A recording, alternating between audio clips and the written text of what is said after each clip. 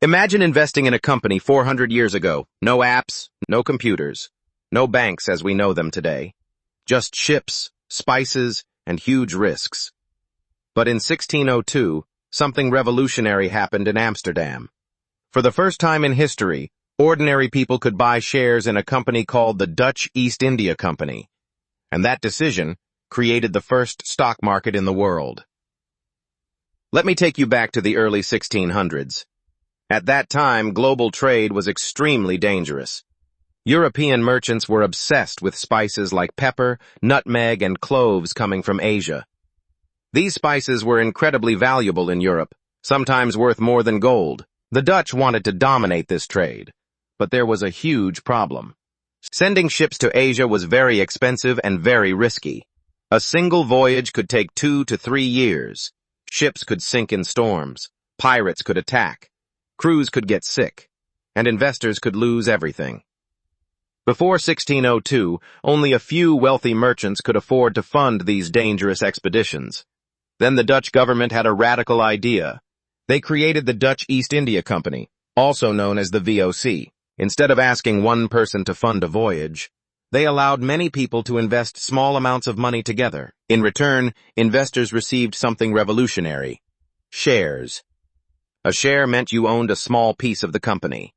If the ships returned with valuable spices and goods, investors would receive part of the profits.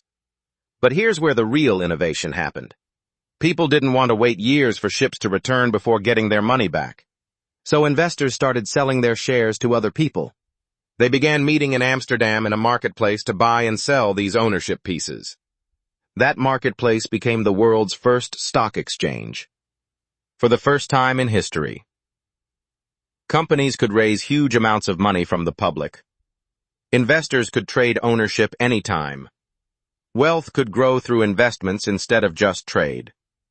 The Dutch East India Company became one of the most powerful companies ever.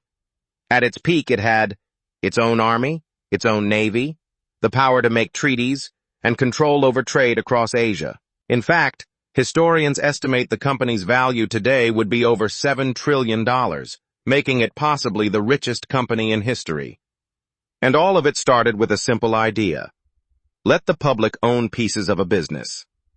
That idea spread across the world and eventually led to famous exchanges like the New York Stock Exchange and modern investing as we know it today.